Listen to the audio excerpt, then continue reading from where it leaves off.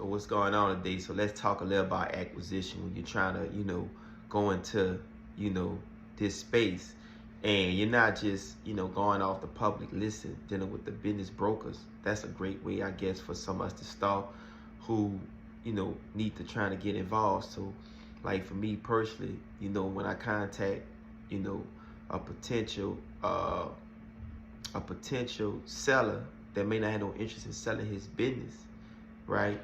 You know, uh, the first thing I'm trying to figure out is these things, because I be having things, already mentally installed what to say, but I got to remind myself. So for example, I'm looking at questions like how many employees this company got, all right, what type of equipment it got, right?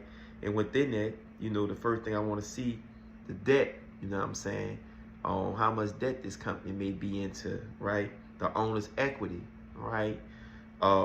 Main thing I want to know what the valuation is. Now the great thing is you may find some business that's just, owner operator, where it's like anything to me like between 200,000 to 10 million. You got billion-dollar companies that's considered mom and pop's company, but they don't really too much worry about valuation and things like in that nature. So then I'm trying to get an idea if I could take a look at, they profit losses and, different material that could give me an idea where I could start, seeing this company is undervalued for what I'm gonna try to offer them, or if it really got a true valuation, what type of intrinsic value it may have, meaning it might really have some substance assets, it may really own some real estate, it may really, got a lot of equipment that I could, use and, maybe, set it off or whatever it may be. So then on the other side of the spectrum, you know what I'm saying, I'm always like all the questions I'm telling you that we looking for is like the cost. So how much it costs to maintenance the equipment? Do the equipment has any debt? I want to know if the equipment got any debt. These are the type of crazy things that I'm speculating on. How much owner's equity he hold and others. And in the revenue, like I say, the revenue projection, revenue can create a new valuation for me. Now, on the other side, that's going back to cash flow, management expense, operational expense, the taxation, profits, and then I'm gonna try to figure out a net profit. Now, with all this being said, I done probably, got so far with my strategy, right?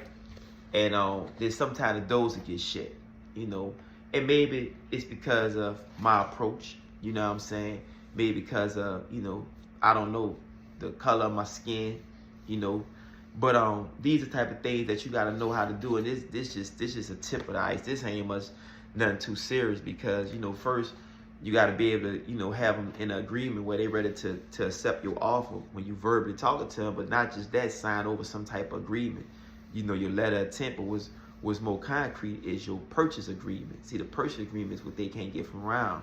You see what I'm saying? But I just giving you a little, intel on some of the things that we want to know when I'm trying to build my acquisition team. You know what I'm saying? My private equity, partners around me that's going to be coming into these type of, deals that's ready to, run with me. You see what I'm saying?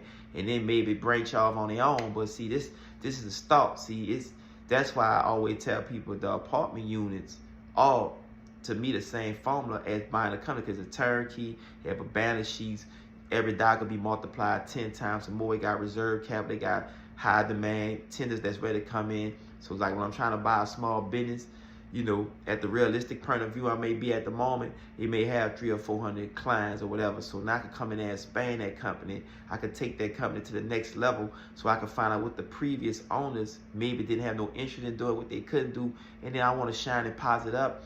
So they could look back and say, well, this guy who took control of my company, and bought it, he's doing the right thing for, not just getting rid of the employees, but, kind of creating more employees. But then I'm adding and merging, because that's all MA is, merging and acquisition. So now I'm merging technology together. I'm merging new ways that things can run and succeed better. So now I'm not just going to just add a paper valuation. I'm thinking that way, but when I start adding in certain techniques, right, I'm going to start decreasing a lot of expense, right? But I'm going to increase a lot of revenue that way. But within the technology, in some cases, when you get it at a cost efficient, price, not the word, expensive or cheap, but something that you could get that got, you know, that you could spend less money on, but it brings more, you know, how can I say, more efforts with less human effort, but the humans still gotta be able to manage it. What I'm trying to say, that's what technology based is. So, I mean, you may have some owners that really don't care what you do at the company, but I know, you know, as me being a founder, I wouldn't want to sell none of my companies off to somebody that's gonna just trash my company. I want to make sure I sell it to the right person, so I'm doing the right thing, thinking about the culture that I might have built around it. So that's just acquisitions one-on-one, you know, the basics of how someone like myself and you who may be, you know, interested in dipping into this space, where to start and how to start and how to go into these deals, you know what I'm saying? Because one thing we learned, everything in the public market ain't gonna be your first buy. Just like anybody that been bought real estate know that. Most time you gonna get with the age, you know, you might have different ways how you found your property, etc. But it's certain listed that come to you that's not even much public. So the same thing with it. You don't know if somebody wanna buy, sell a property, just like they come to you ask. They say close mouth don't get fast. So I approach individuals, and when I approach them, I try to see if they willing to sell their business. And then some people might take it as this insult, some people might think that's rude, but hey, it's all business, nothing personal. I'm just trying to see you want to sell me your operation so I can help it out, do some things for the environment, expand it, help the community out, bring more people, create more millionaires, and most important, create more billionaires with big acquisitions that we gonna be buying up $800 million, $1 billion, and then number $3-4 billion. But right now I'm gonna keep it real simple, tip it down, pipe down. You know what I'm trying to say? Keep it realistic for right now, because I'm on camera. You know, I'm dealing with, you know, public records, so I gotta dumb it down a little. But I'm out. Peace to everybody that is prospering.